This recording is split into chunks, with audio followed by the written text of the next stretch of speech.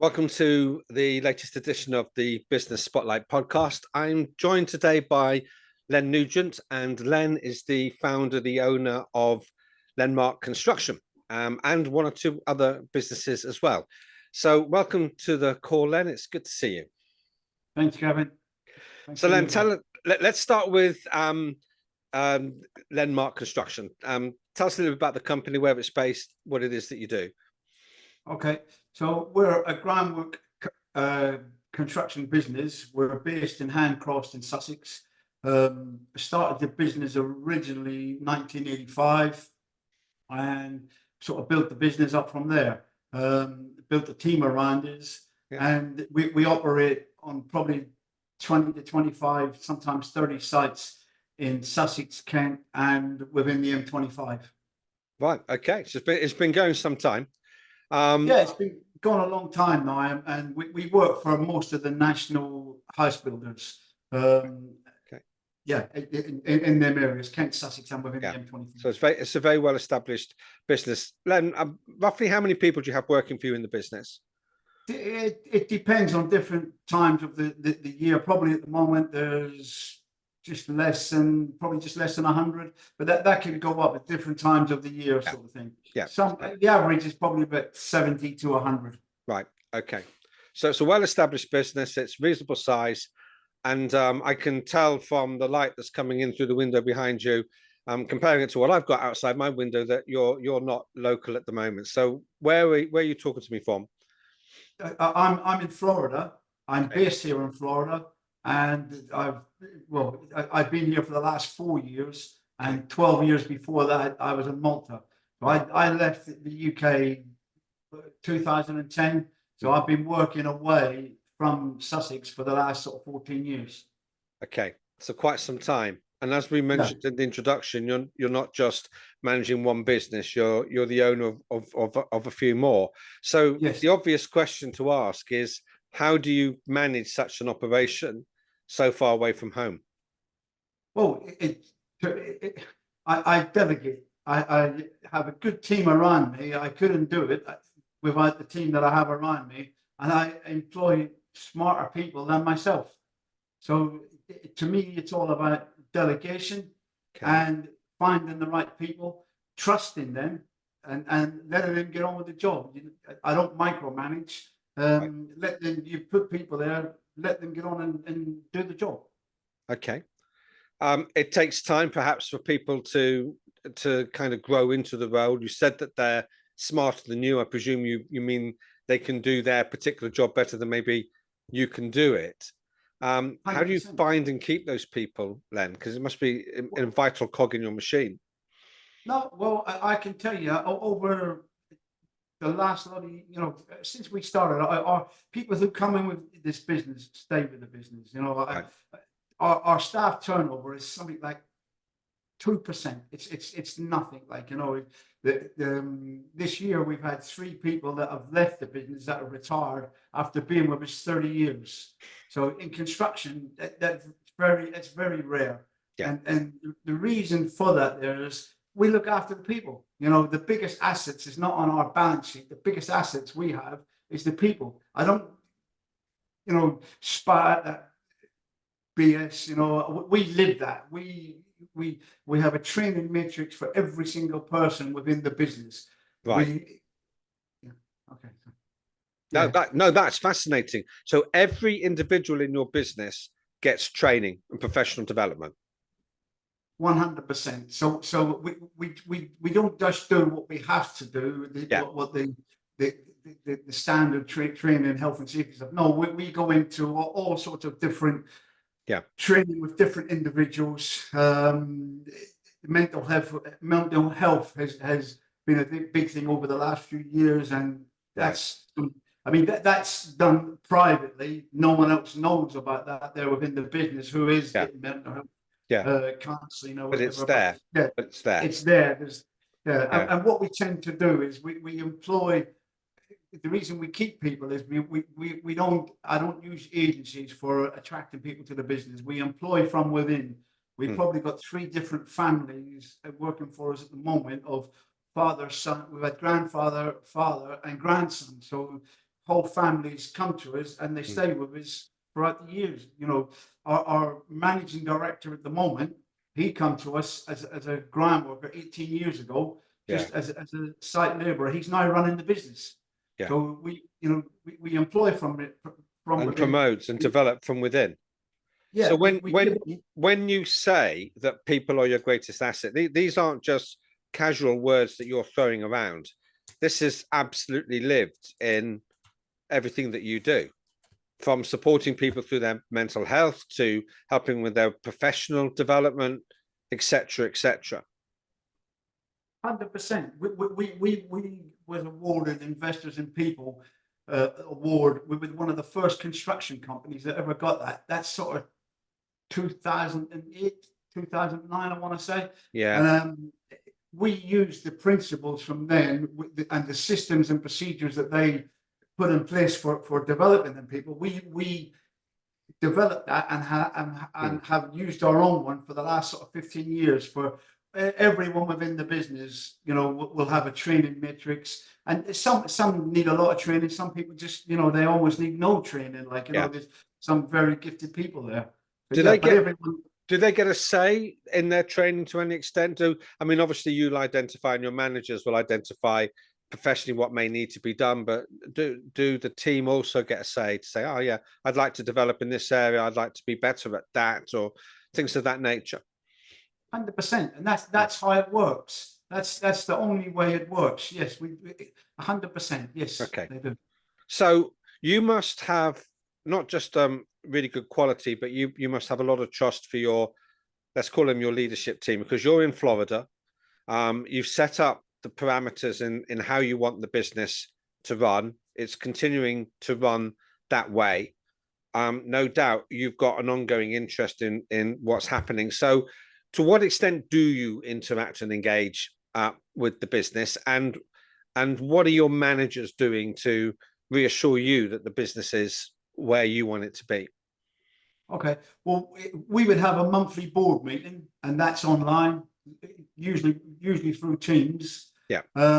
And my daughter actually is the company's accountant, and I get a weekly cash flow forecast. Right. And pretty much that's all I need. I get the cash flow forecast, the monthly board meeting we have. I don't need to be interfering. You know, I don't micromanage. Let these guys run the business. If there's a problem, you know, we all talk about it. And some the odd crisis can come up. You know, COVID was a real big one for us.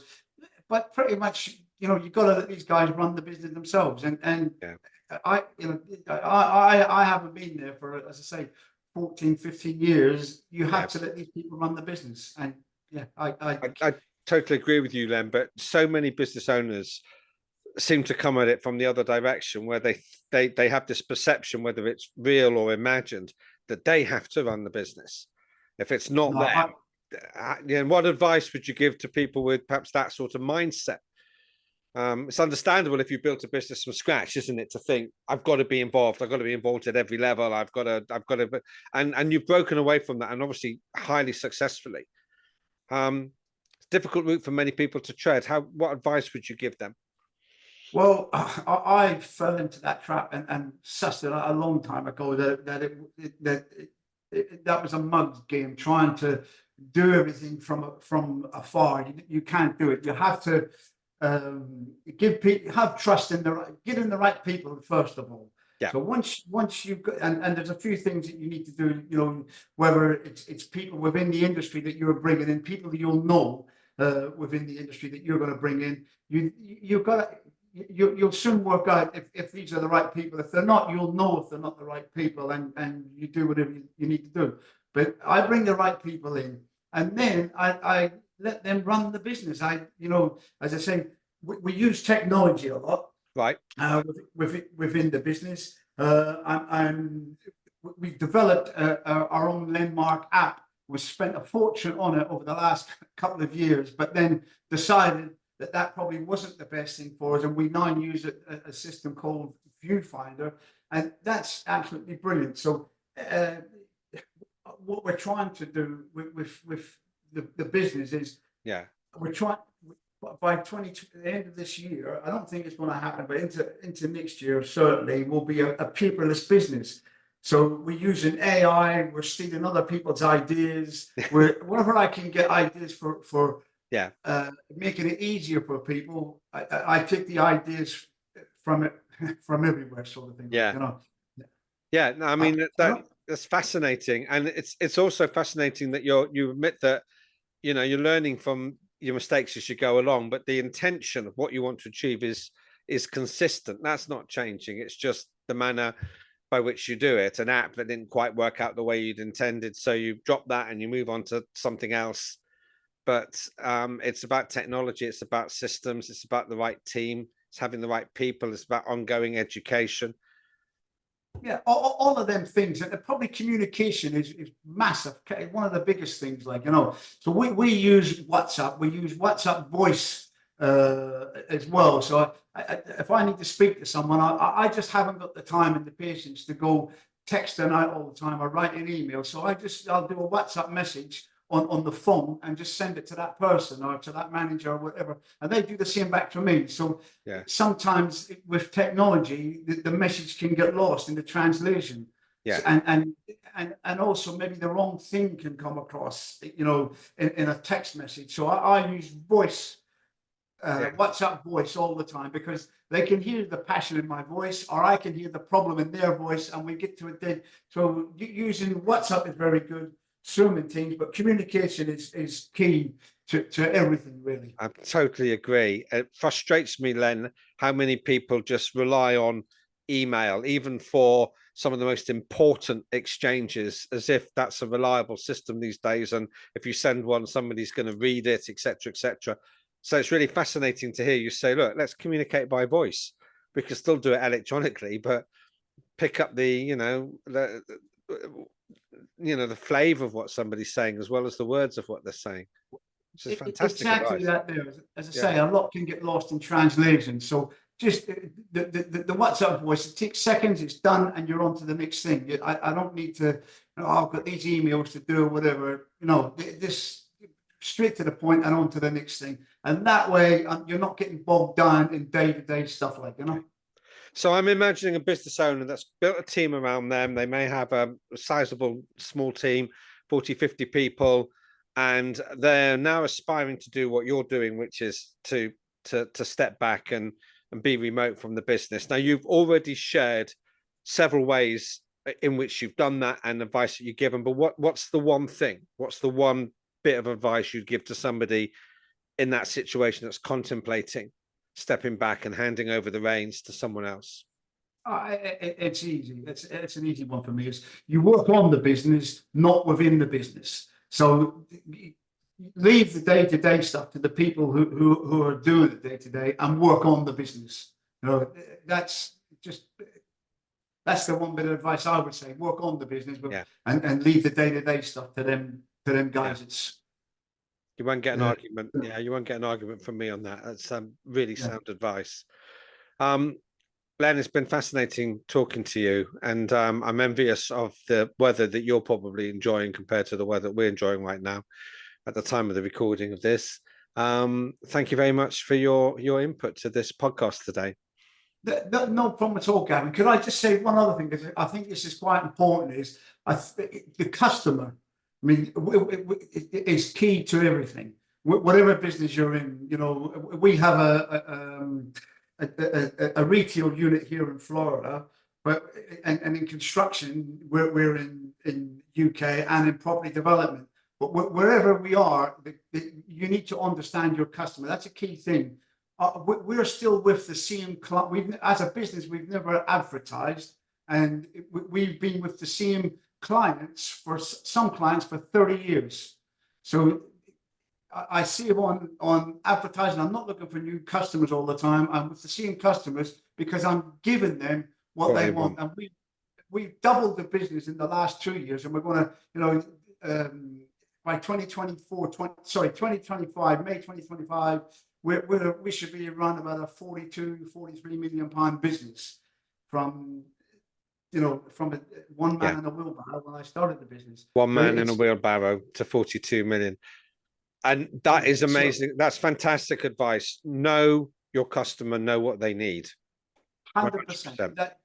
Yeah, it's just customer satisfaction, and that gives you repeat business. And as I say, we've been with the same customers.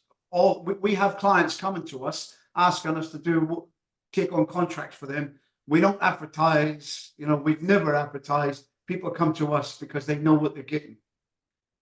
Len, thanks very much. Thank you. No problem, Gavin. Thank you.